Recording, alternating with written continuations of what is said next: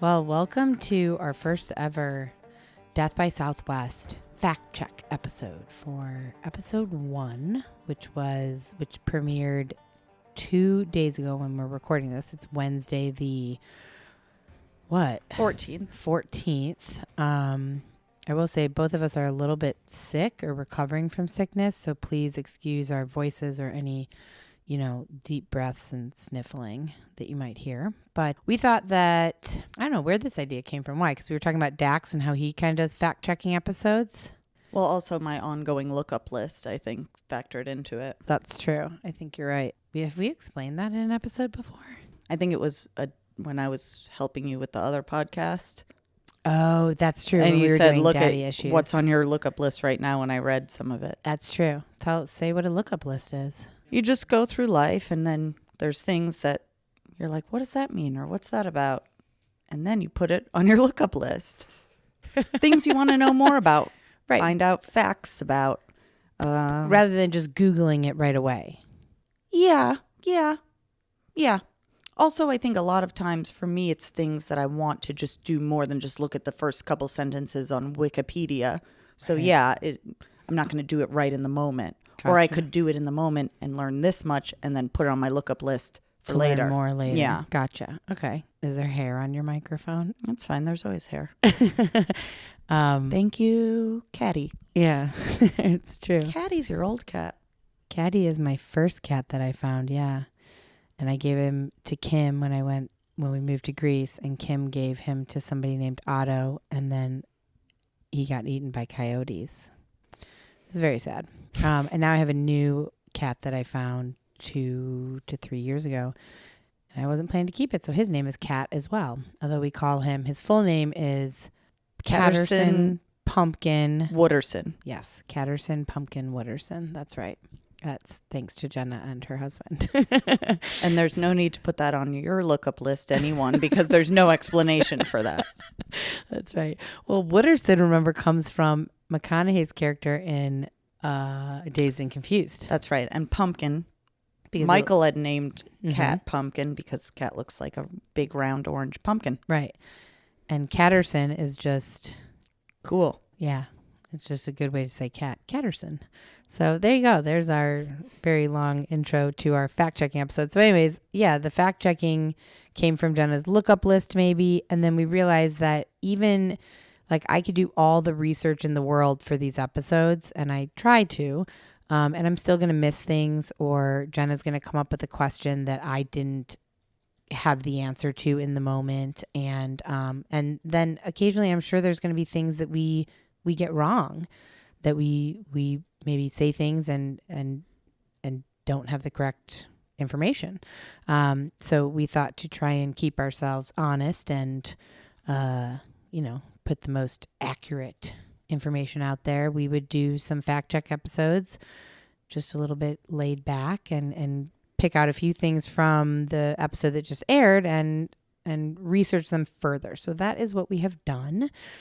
And if there's ever anything that you lovely listeners think of that you would like us to include in a fact check after you listen to an episode, please feel free to contact us and say, I think you were wrong about this, or I would like to know more about this. And we would be happy to include it in our fact check. We're going to try and do these weekly. We'll see.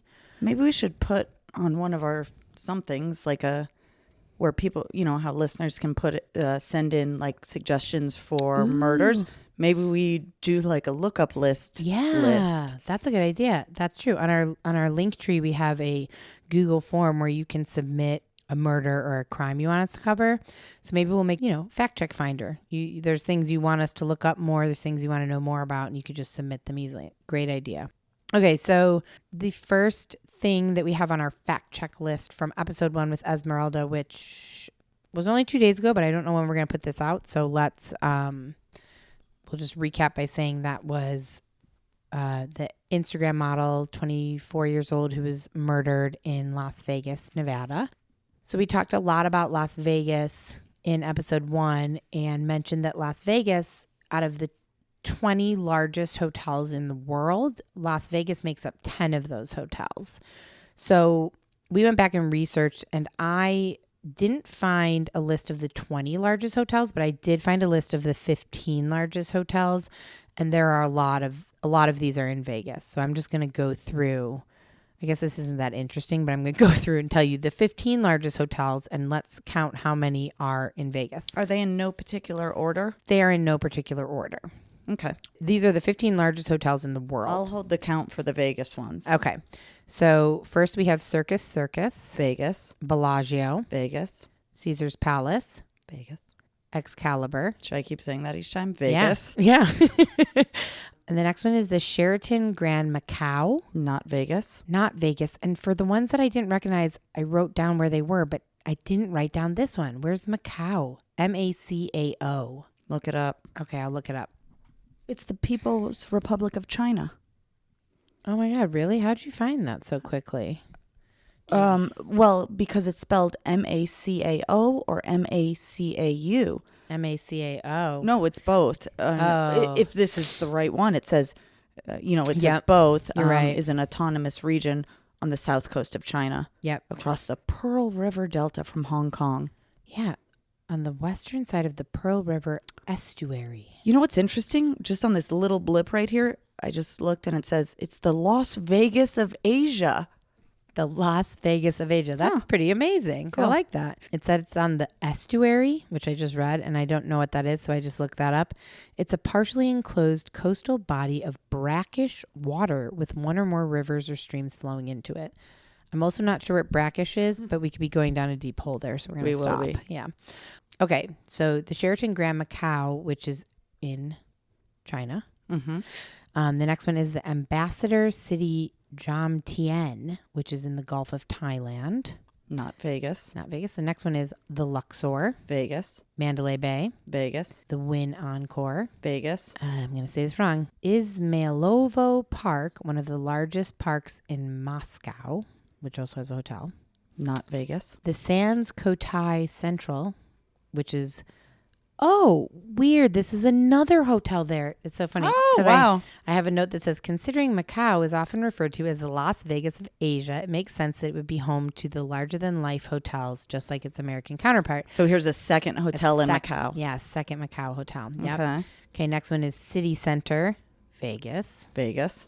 MGM Grand. Vegas. The Venetian. Vegas. The Palazzo. Vegas. I think they're the same thing, but same. Should I make an additional check mark? Yeah. Okay, just none. No, one. And the First World Hotel in Pahang, Malaysia. Not Vegas. Right. So 10 Vegas. Yeah. 10 out of 15. That should have been about 15, right? Yep, that was 15, I believe. That's a lot. And so I think in the episode we said that 10 of the 20 largest hotels are in Las Vegas. So this was 15, still 10. Same thing. Yep. Okay. Same. The next one is Fremont Street. Yeah, which I'm going to tell you. Well, I'm going to talk about what I know about Fremont Street, and then you can talk about what you learned. Okay. What I know. I didn't know anything at the time. But you've been. Yeah, I've walked down Fremont Street. I knew it was there before the Vegas Strip proper today, or the new Vegas Strip. I think what I had said on the episode was it was the original Strip, maybe. Mm-hmm. Is it like if I'm walking like down the Strip, like the Luxor? It's a bit off the way. You're not going to see it right there, but I could walk to it potentially. Yes. Okay. So I think what I looked up, but I didn't write down, is it was, like the original main street, main avenue of Vegas, and Vegas became an official city in like 1905, which you may have something different. So today it's known as like a pedestrian mall and a tourist attraction, I guess. Mm-hmm. And it's named in honor of explorer and politician John C. Fremont, which, again, I don't know who that really is. Nor do I. Home to a lot of famous casinos like the Golden Nugget, the Golden Gate Hotel and Casino, the Binion Horseshoe. Mm-hmm. And the other thing that I read, although, I don't know, in 1977, put that on the fact check, prostitution was made illegal in the state of Nevada. But isn't it legal now? No, not on the streets. So this is going to be a fact check, but like the bunny ranch, I believe, is legal. But I remember seeing an HBO special on yeah, that. but like in contained, there's something different, right? But you can't just be prostituting out in the open on the street. You have to be in like a designated prostitution area. Right. But Fremont Street, but Fremont Street apparently has a reputation for being a popular place to pick up prostitutes, hire prostitutes. And I think I might have said this. I know there's a zip line. Yeah. Oh, cool. That's all I got. Okay, that's good. I don't really have much more than that. I have the Fremont Street was the city's actual birthplace. Exactly what you said, the famous places, hotels and stuff. I did find that there's something called the Fremont Street Experience, which hosts free entertainment nightly on 3 stages. You're sure to find a show that makes you want to dance in the streets. It also puts on a series of summer concerts, and the ban on gambling was lifted in 1931, which sparked a major casino development, which was later known as the Strip. Yeah, that's it. Yours was more interesting. That's all I got. You can hear Izzy drinking water in the background. Okay. Fremont Street. There you go. I've never been. Let's go. Cool. Let's check it out.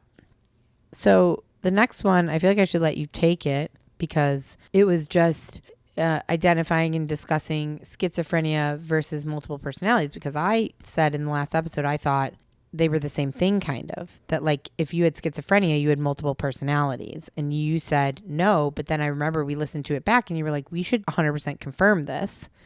That's true, which makes sense. There's a million things that you could ask me. I'd be like, yes, I know that answer. And then, I don't know, when you say it on the air, it's different. You know what I mean? I'm going to say exactly probably what I said the first time without looking at the fact check is they're both personality disorders. Multiple personality disorder isn't a thing anymore.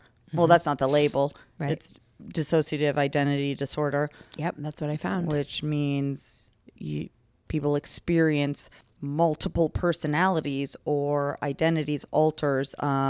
Schizophrenia is also a personality disorder with the potential of experiencing delusions, hallucinations, paranoia, things like that. Yeah, it was actually really interesting to read about this. You're right. Obviously, you're right. But yeah, multiple personality is now called, say it again, because I just dissociative identity disorder. Okay, because I just have down DID. So they're both complex mental health conditions that people often confuse for one another. They have overlapping symptoms, but they are different. A major difference is that someone with DID has 2 or more distinct identity states, exactly what you just said, sometimes known as alternate identities or alters. This is not present. This is not present in schizophrenia. Or schizophrenia is not the same as dissociative identity disorder. It's not called multiple personality. It used to be called multiple personality. It used to be. That's what I have in my notes. It says a person with schizophrenia doesn't have 2 different personalities. Instead, they have false ideas or have lost touch with reality. Having multiple personalities is kind of unrelated, is what my notes say. Who knows? Neither condition has one definitive cause, but DID is associated with trauma, while schizophrenia is often more associated with genetics. Most people with DID have a history of severe childhood trauma. An estimated 90% of people actually, again, who knows if this is accurate. This is just kind of some, I know there's a million different statistics and facts, but. Well, and I think like most, especially personality disorders, sure, some from what I know are more attributed to genetic components versus childhood trauma. And overall, most of them could have nature and nurture contributing factors. And I think if anyone thinks about dissociative identity disorder, having multiple personalities, some of those different alters or different personalities maybe served a purpose during the span of their childhood trauma as a way, like survival skills. Not that any child or adolescent consciously conjures them up, but they develop as a way to psychologically survive whatever trauma or abuse they're experiencing. Yep. That's exactly what I have, is that the condition can arise when a child disassociates as a defense mechanism to escape an intolerable reality. And what this reminded me of is, remember we watched that Casey Anthony thing? And like she was saying, like that even as an adult, she just lied for like no reason. She would just lie and like kind of create these like somewhat based in truth, but not totally truthful scenarios and life experiences and things. And she would lie about things as an adult that actually didn't matter. That didn't matter. Like, quote unquote, warrant to lie. She didn't need to lie about, but it was just a habit that she had formed when she was a child because she was abused as a child. And so that became, she had to escape that reality. She had to lie about her reality and form a new one. So that like really, I mean, terrible and tragic, but it makes sense. Like I can logically, like that makes sense to me that somebody would do that, even not knowingly do that. Their brain would just do that. Yeah, of course. Yeah, as a kid or teen, you don't knowingly do it. And also, I think there are things that we use to cope, we develop as children or adolescents that serve a, purpose as kids or adolescents that as we grow up no longer serve a purpose because we have different ways of coping. Yeah, like when I throw a tantrum as an adult, whatever that looks like, that might be, my old way of coping popping up because it did serve a purpose and then no longer does, but it's kind of habit now or ingrained. Oh my God, I have so many things like that. And I'm not going to share them because they're terribly embarrassing and terrible, but there are not so many, but there are definitely instances in my adulthood, I can think of several recently, where I like act a certain way and is not necessarily an appropriate way to act as an adult, but it is my knee-jerk reaction. And in all truth, like maybe if I've had a few drinks, that knee-jerk reaction comes out more easily. Well, yeah, because than thinking like a clear, you can't have your logical adult. brain as much. Yeah, right. Okay, that was the kind of overall on that one. We're gonna get into another heavy one right now. Whoa. So this one is. I want to preface this one by saying that there is so many conflicting opinions on this, and I don't know, so I'm going to choose to take no opinion and just kind of share what I found. Well, and that's cool. Okay. I appreciate you saying that. And also, I think like with this one, it is. I mean, like who makes the hard and fast rules on this? Exactly. I think if you identify as a sex worker, prostitute, stripper, cam girl, person. Anything. It's up to you how you define it and understand it. Agreed. And all of that. That's perfect. That's the perfect way to say it because I don't have an opinion because I am not one of these things at the moment. And so I don't necessarily feel like that's my place to say, but I will share. We did find an article that was interesting. It took a lot of different perspectives from different people in the sex work community, I guess. So here are a few different ideas on this. A sex worker versus a prostitute versus a stripper. One article said a prostitute leaves after you have sex. A stripper asks you to leave before you have sex. Okay, that seems kind of like a cut and dry black and white answer to me. Sex workers are adults who receive money or goods in exchange for consensual sexual services or erotic performances, either regularly or occasionally. I don't know, that seems reasonable as well to me. I like this. The term sex worker recognizes that sex work is work, which, duh, I would assume. A lot of times hard work, it seems. I would imagine challenging. Think about like, I mean, realistically, think about some sex acts that you just do with your partner that feels sometimes like work. And it's not actual sex work. It's just relationship work. Relationship worker. And then this says prostitution, on the other hand, has connotations of criminality and immortality, which I don't know if that's, I guess society has kind of like created that. Yeah, because they made it illegal. Yeah. Just like if, or in the times of prohibition, alcohol consumption was, immoral and criminal. Right. And then it wasn't. Right. Maybe it will be again one day. So let's hope not. Oh my gosh. Bite your tongue. So it says many people who sell sexual services prefer the term sex worker and find prostitute demeaning and stigmatizing, which contributes to prostitutes being excluded from health, legal, and social services. That is unfortunate because it seems like they're very similarly the same thing. It's just the fucking term that has been criminalized. Well, so now I wonder, does that mean if you are categorized as a sex worker, that makes you more likely to be able to access health services. I doubt it. Right. Our country's so judgy. Well, thank you, because I was thinking that too.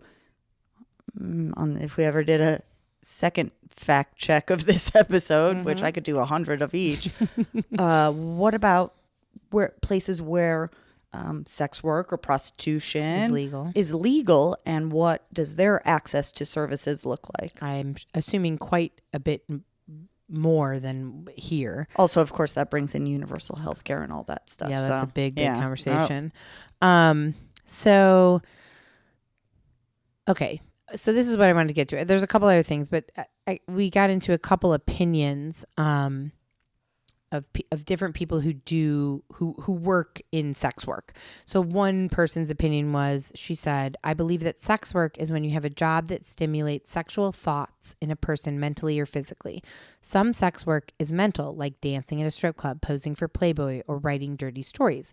Other sex work is physical, like being a porn star or a prostitute. I worked in a dungeon as a dominatrix way before I had even had sex. And she says, when I say before I had sex, I mean before I lost my virginity. If your intent is to stir up sexual thoughts, you are a sex worker. On the other hand, I do not believe if you are a nude model at an art school that you are a sex worker, because the job of nude modeling in that context is to be a human subject, not a sexual object. And I kind of agree with all of that. I also think that is an incredibly deep and very nuanced opinion that I think a lot of people wouldn't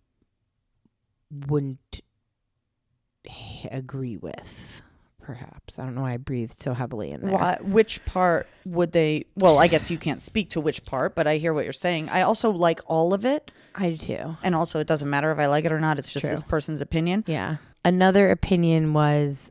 this woman said, anything erotic between two consenting adults that has a financial transaction attached to it is going to fall under sex work. I like that. I think that's a very straightforward definition. She said, so phone sex, yes. Nude modeling, maybe. Certain kinds of massage, surely. Because true, think about it, like massage with a happy ending, which definitely exists and happens. That's sex work. Well, and I also think sometimes people can get aroused or feel an erotic sensation, even if the intent isn't to create that, from a regulation massage. Oh, I definitely have. Still money's being exchanged. But that's not, but like if I go to like Massage Envy and get a massage and I get like a little turned on. You're not going to let them know that or try and take it further. Of course not. And I wouldn't consider them a sex worker. Me neither. I'd consider them a masseuse. Sure. Right. And it's just your body responding. Right. Yeah. So I do. So I think when she says certain kinds of massage, I'm assuming she means with the intent to arouse and completion. Yeah. Or not even completion. Yeah. Just arouse. Arouse. Like, yeah. that's the true. goal. Yeah. Yeah. This was, I'm gonna say one or two more things in this and then we'll move on. But this is another little quote that says, for the most part, with few exceptions, not with a few exceptions, but with very few exceptions, what we're talking about is someone who trades sex or sexualized services to a client of some sort. Even porn workers do this to some extent, because even though it's indirect, they're selling videos of themselves to people. I feel like doing porn is absolutely sex work. Right? Yeah. You and me had a conversation about this. I think I read this to you when I was researching it. There's also a real difference between survival sex workers and people who do it as a side job, as well as between online and in-person sex workers, which I think you could get deep into this conversation. Of course, there's a difference between online and in-person.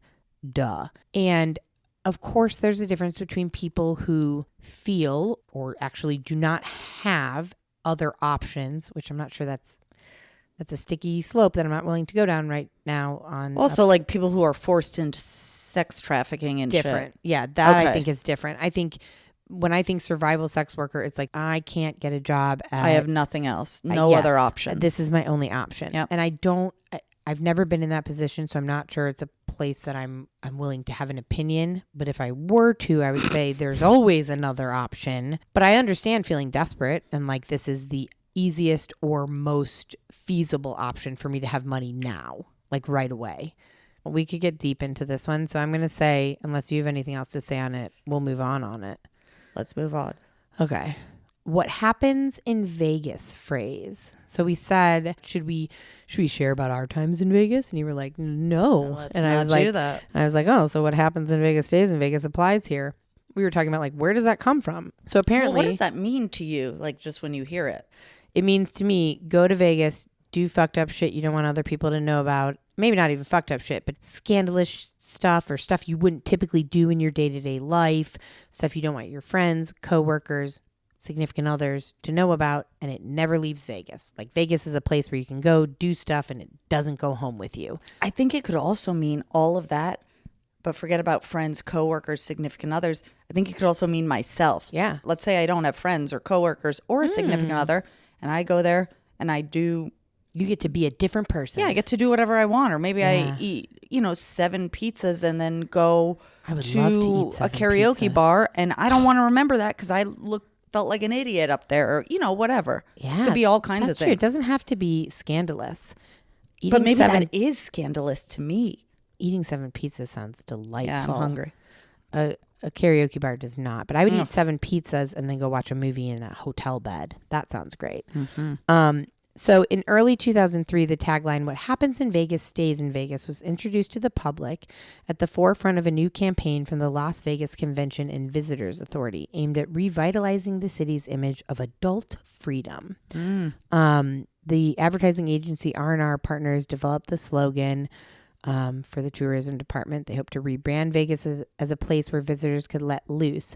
Apparently, the original phrase was, "What happens here stays here." And then that became, "What happens in Vegas stays in Vegas." Pretty similar. Very similar.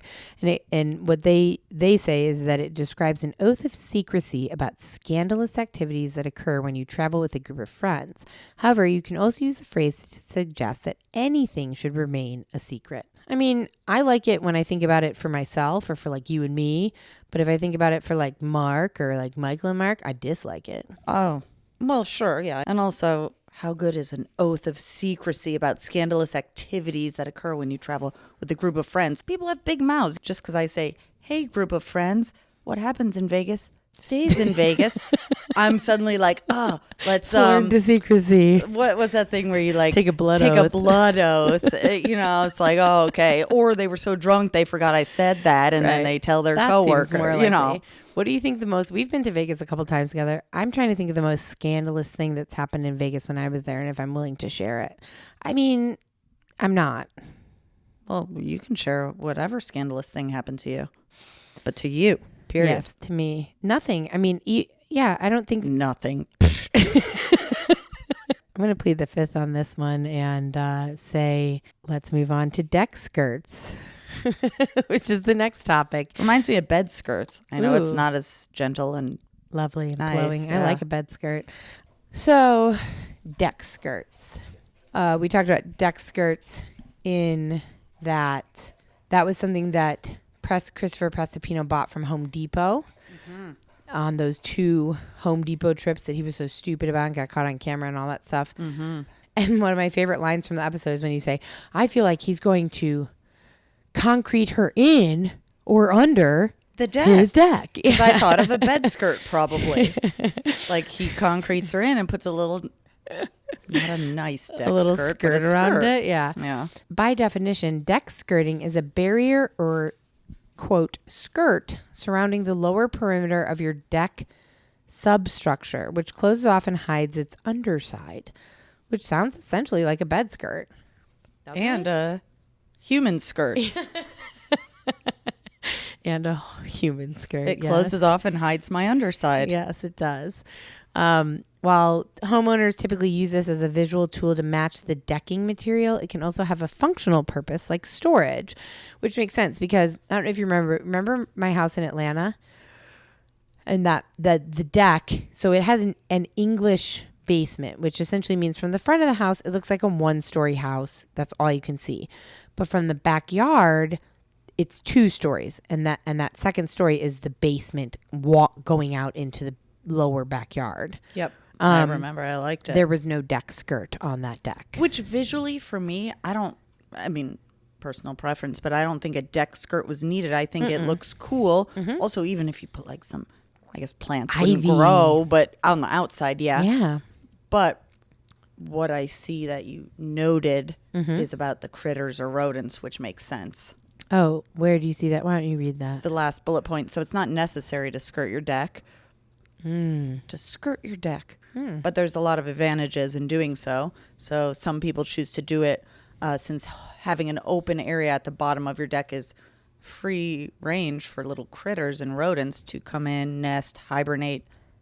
Yep. That's so true because Spiders too. so many spiders and so many little chipmunks would get under my deck in Atlanta because it's like a dock on the back of your house.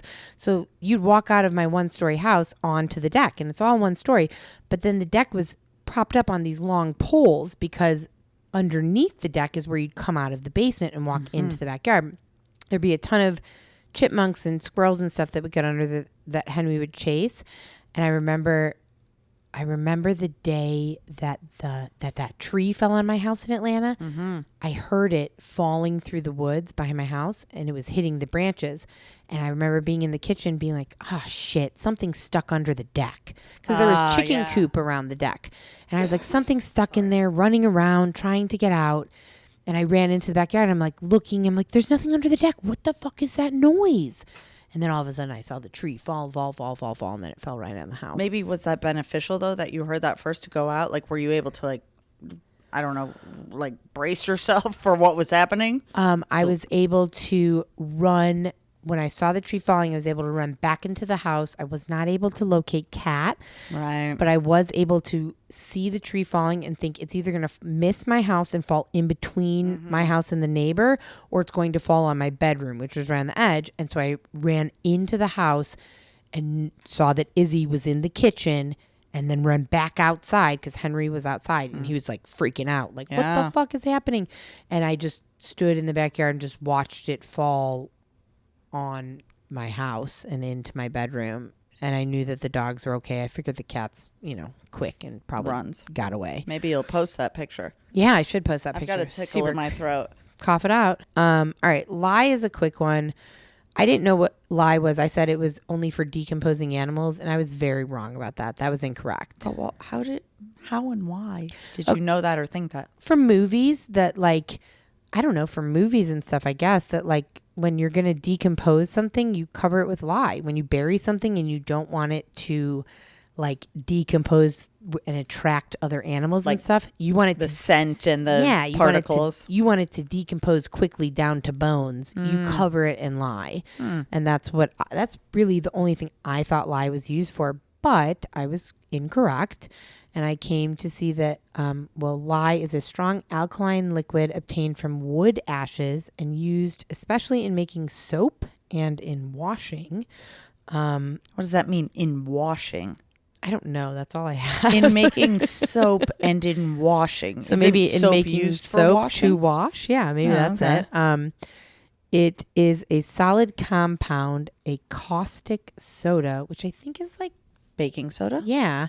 And it can cause chemical burns. Now, I also found that lye is used to cure many types of foods, including the traditional Nordic lutefisk, olives, canned mandarin oranges, hominy, lye rolls, which I don't know what that is, century eggs, pretzels, and bagels. And do you know what century eggs are? I don't. Me neither.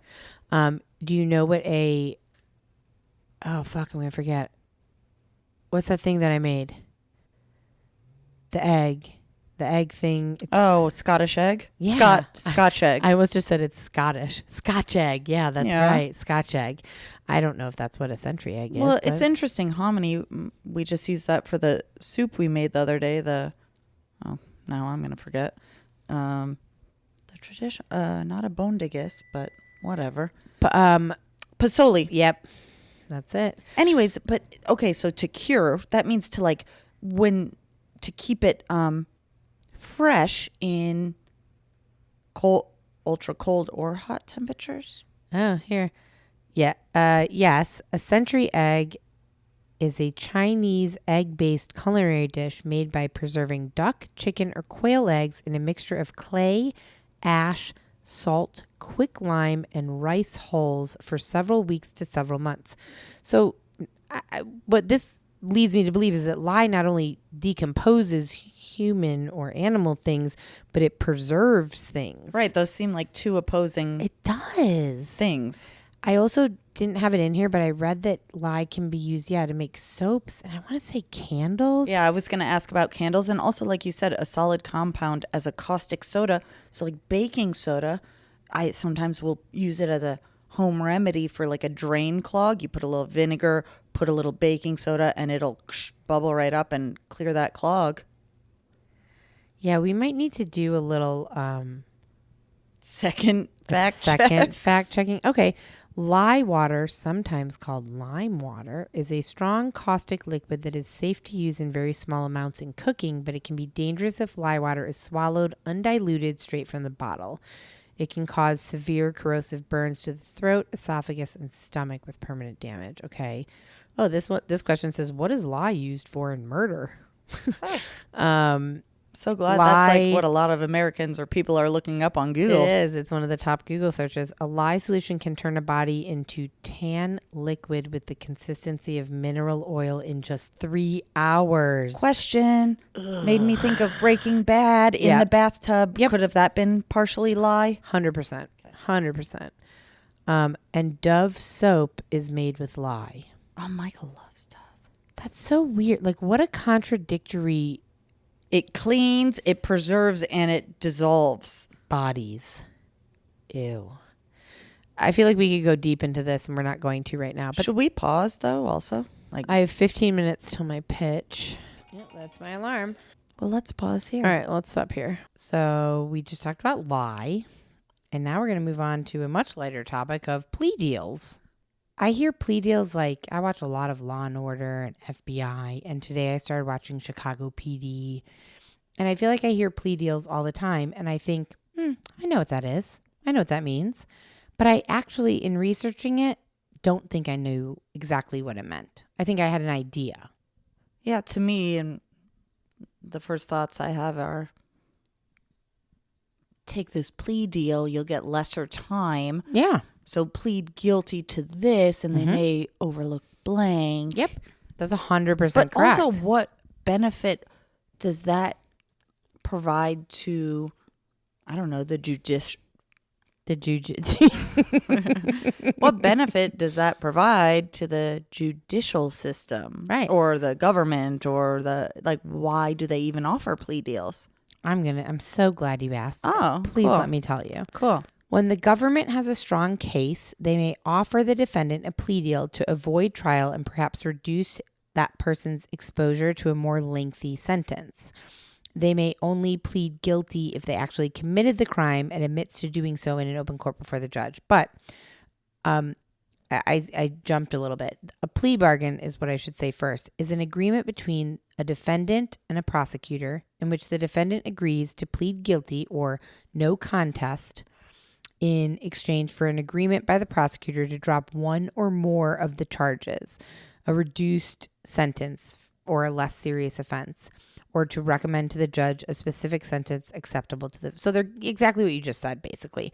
They're pleading guilty to something, and then they're going to get a certain amount of the things brought against them dropped. And the reason behind it is that because as criminal courts become more and more crowded, prosecutors and judges feel increased pressure to move these cases quickly through the court system. And these criminal trials can take days, weeks, months, years, really. And a guilty plea can often be arraigned in minutes. So, what's the benefit of it being arraigned in minutes? My first thought is money, less money. Yep. Okay.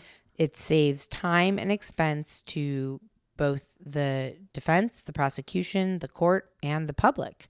It means less time spent in court. You don't need a jury. You don't have to pay people to be there the whole entire time. So it's really just a saving money situation and time for all parties involved. Which maybe allows more time and money for other cases that can't create a plea bargain, or I don't know. Sure. But what's interesting is it said plea bargaining is very common. More than 90% of convictions come from negotiated pleas, which means that less than 10% of criminal cases end up in trial. Isn't that crazy? Because the way that, and this is the only thing I have to go on because I'm not a lawyer or anything remotely close to that. So I go off of, what I see on TV. Seems like everything goes to trial. There's a million trials, but less than 10% of criminal cases go to trial. That's crazy.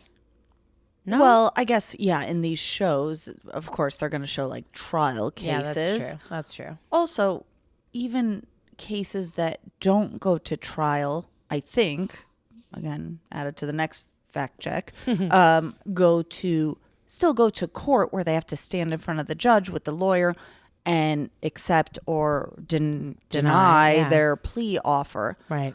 What comes to mind also with a plea deal, a plea bargain is what I hear on shows a lot of time, or I don't know where else.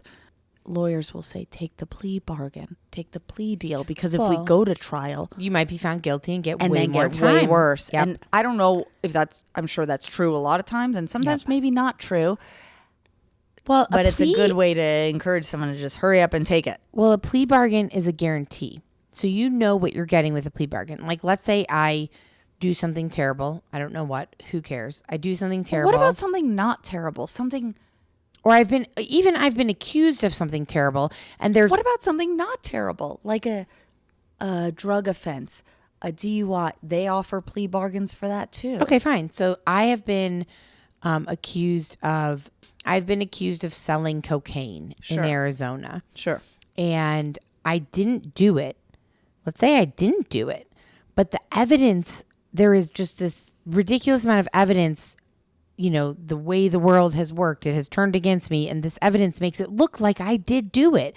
And there's nothing that really supports my innocence. So then it's like you can go to trial and they're going to present all of this evidence that makes you look really fucking guilty.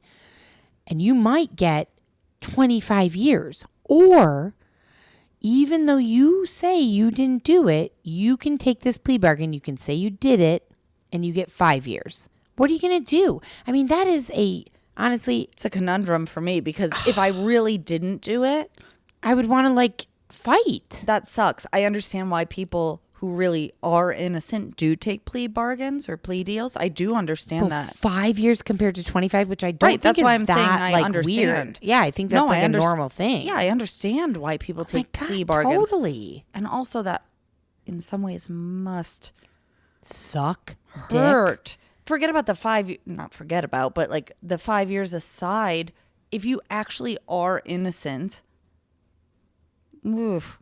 But I guess, yay, plea bargains that they exist, because otherwise there's the potential for that innocent person to get 25 years. Right, which brings us into a whole nother conversation that I feel like the death penalty?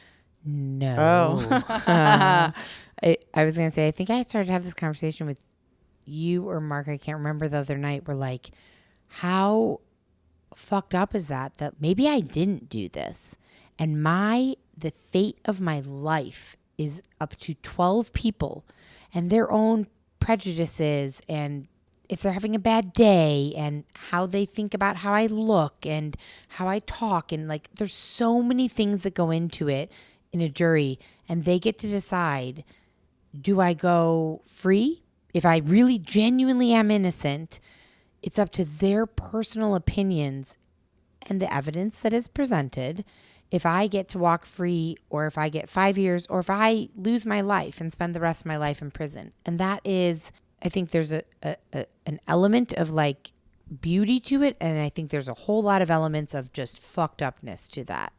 Well, you're never going to get to that fucked upness if you're innocent and you accept the plea deal, because then you won't have a jury. True. You'll just take the plea deal. But yes, I totally agree with what you're saying. But I agree, that hurt.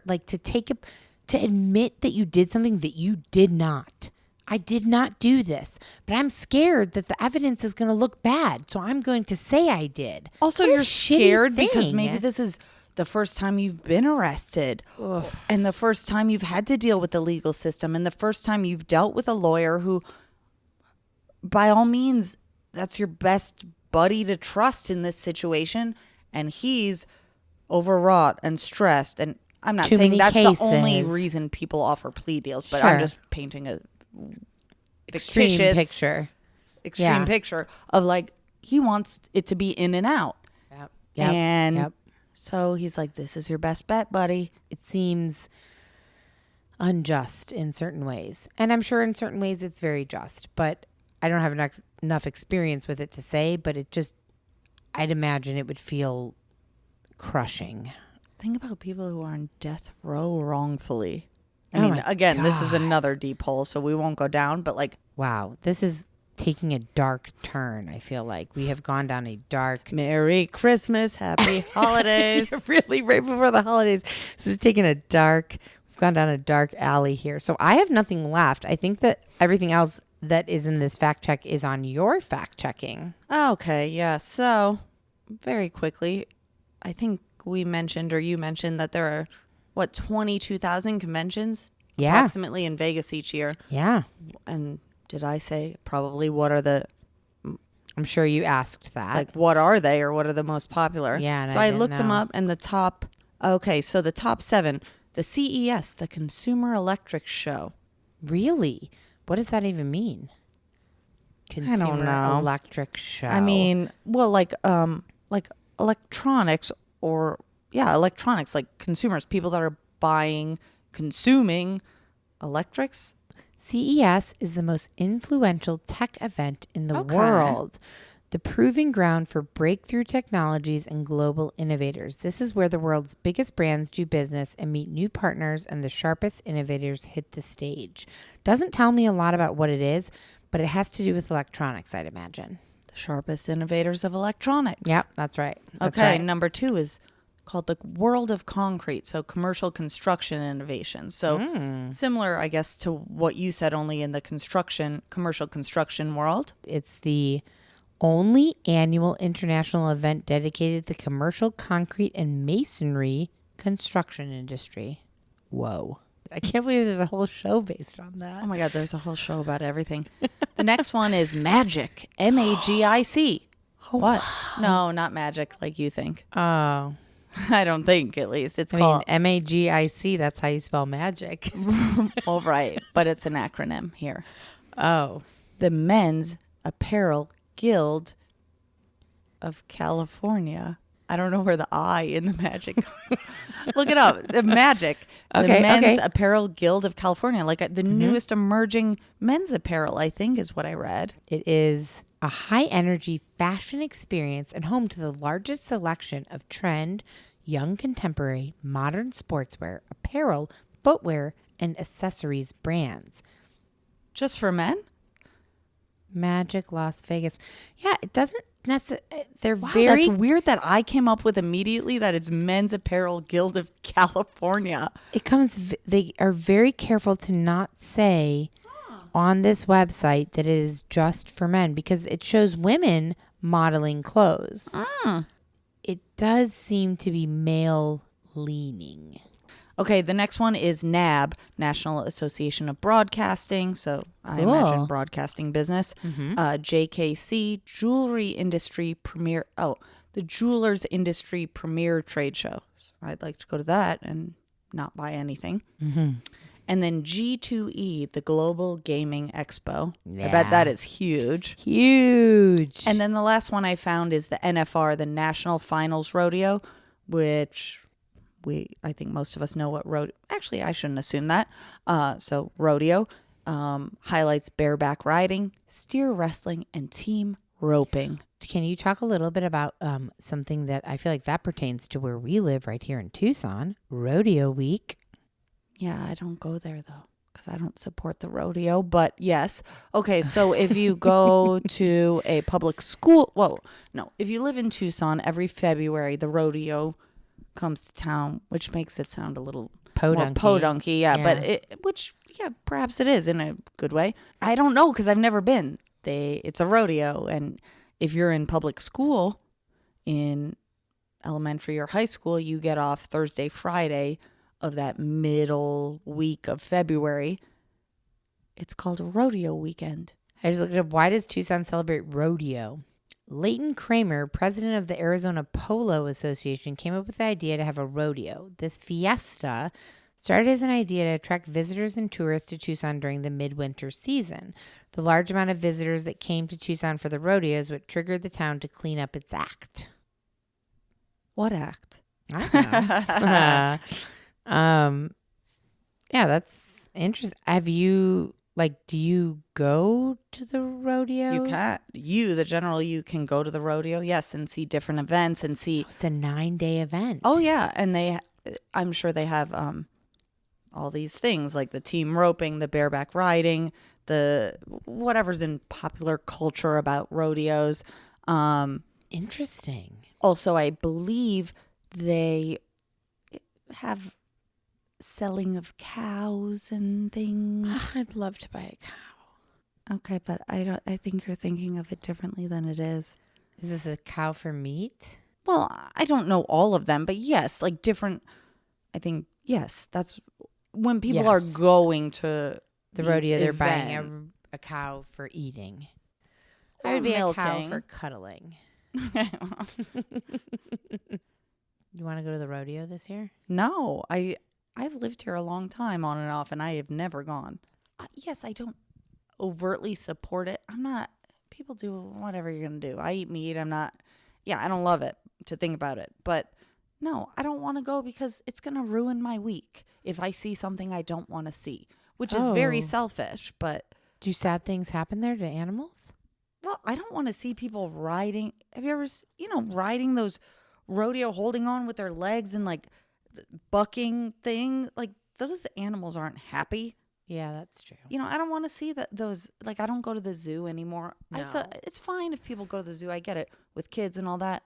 Also, the last time I went, this lion was pacing back and forth. Oh, no, it's heartbreaking. I fucking hate it. So it kind of feels like an offshoot of that. And No, I dislike it immensely. I agree. I support you if you go to the zoo. I, however, will not. There it is. Yep. Well, this was a really uplifting We're fact check. We're not done yet. Oh, my God. I'm so sorry. Shit. We got one more that maybe if you're going to Italy, this could be helpful. And also, I found a lot of conflicting information. Let's end on a high note here. Okay. Well, this is a neutral note, I think, which is fine. So I said the water taxi. Why did we bring that up? Oh, because you were talking about gondolas in Vegas. And I said, no. Yep. And you said you probably did one in Vegas. And I said, meh. Yeah, you probably did one in Italy. Or thank you, Italy. And I said, no, we didn't do that. I sounded like such a whatever. But no, we didn't do a gondola. But a water taxi, I could not remember. So I'm going to over-explain this. I can already feel it. So okay, go in deep. All of the transportation in Venice is via water, right? Taxis, ambulance, police, bus. So interesting. It's really cool. Which, of course, creepy. We know that, right? Like, if you've heard about, if you know about Venice, it's all on the water. There's no cars. No, not in Venice proper at all. Because all of Venice is canals. So it's either cool. walking, I've never been. Biking, or water busing, water taxiing, so neat. Water ambulancing, or water policing, or water carring, I guess. So, water taxi. We got one from the Marco Polo Airport, Venice. It was his birthday, so I paid for it. It's very expensive. It should be called a water limousine. I'm not kidding, because I thought about how Dad used to get us those limos, which probably back then in the 80s or 90s wasn't like astronomical. But yes, so it's not just like hailing an Uber or getting an Uber. You get out of the airport, you go down to the airport dock and get on this what looks like a Chris Craft, which I didn't know what that was, but it's like a little wooden boat, half covered, half open, very wooden speedboat. So from the airport to city center-ish, where our first hotel was, about €100. Whoa. So hence water limousine. Yeah. Okay, so that's called a vaporetto. No. Vaporetto. No. Nope. Oh, Back up. Back up. Back up. Reverse the boat. Reverse the limousine. The water limousine is called, I got to look, motoscafo. Oh, sounds like a motoscafo, a water taxi should be called a limo. Yeah, a lot of money from airport to city center. Say it again. Motoscafo. Motoscafo. I like it. regular people, Right. myself included, if I'm Sure. not shelling out money and then poor the rest of the time, take a water bus. Oh, is that like where like everyone gets It's on? like a bus. It's like a bus, but on the Think water. about a bus, a subway, even like a water quote unquote taxi that carries like a lot of people. A vaporetto. A bus carries a lot of people. Yeah. Okay. So how much is that, you think? €50. Whoa, that's a big difference. It's a $98 difference. Yes. You were living large. We were living quote unquote large for like a night and a half. Yeah. We walked down to a little dock at the Venice airport. It was awesome. You got on and then you had your own private boat to your hotel. That's right. And then they pulled up, boop, boop, boop. The hotel knew, because we were coming late. We got off at like 10 p.m. Mm-hmm. So we got there at 10:30. The lovely hotel workers were there helping us off the Cool. motoscafo. Vaporetto. The vaporetto. Vaporetto. It sounds like a coffee when you say it. Was everyone dressed glamorous? You know what? Yes, but some people were glamorous, but everyone was what I'd say well dressed, which not everyone, but in general, which could mean very simple dress, Sure. but put together, I guess I'd say. Not wearing like Christmas socks and yoga pants and a tie-dyed sweatshirt like myself at the moment. Correct. Makes me feel like a slob to think about it. You're also in your home. Yeah, that's true. I'm going to clean it up whenever I make it to Italy one day. One day, we're going to get there. Our family's from there. Well, half our family's from there. Sicily, not Italy. Different places. Different places. That's right, as we learned on the White Lotus. Whole nother conversation that we're not going to get into. We'll leave you with Vaporetto and motoscafo. There it is. And this was fact check number 1. How do you think we did? Well, and it also led me to fact check number 2, potential fact check number 3, potential fact check but number 4. nobody's fact checking brain goes as deep as yours. So I Yeah, think I most know. people will be like satisfied with this fact check. I won't be. I know you won't. Jenna's going to do her own personal fact checks. That's the problem. She will fact check till the end of time. Yeah, that's what should be on my headstone. What's going to be on the Well, headstone? drink your drink. Drink your drink. That's Jenna's line. But that's the and also drink your drink and also fact check. Yeah. Well, I think we did okay with this one. We'll wait to hear from listeners what you think. You know, all of our 6 listeners that we have right now, which we're very grateful for. And we've gotten some lovely feedback and comments. So I want to say thank you to anyone who's left us an Apple review. That helps a lot. Or a Spotify review. Or really a review anywhere. Honestly, we got a DM the other day that was just the most kind, thoughtful, wonderful review. And also, what I said to this woman is, send us the bad ones too. If we put out an episode and you're like, we fucking hated this. We didn't like how much you talked about that. Like, we want to hear all the feedback. I'm not saying we're going to love it, but we want to hear it. I'll be gentle though, because it is the holidays and everyone's a bit tender. That's true. But please give us your constructive feedback. We want it, and because we enjoy doing this, but we also want you to enjoy listening to it. So we will stop rambling. Thank you for listening to our bonus episode. We'll be back on Monday with episode 2. Leave us a review on Apple. We super, super appreciate that. We're going to start sending out stickers to people who leave us Apple reviews. And thanks for listening. Good night and good luck. There you go. Bye. Bye-bye.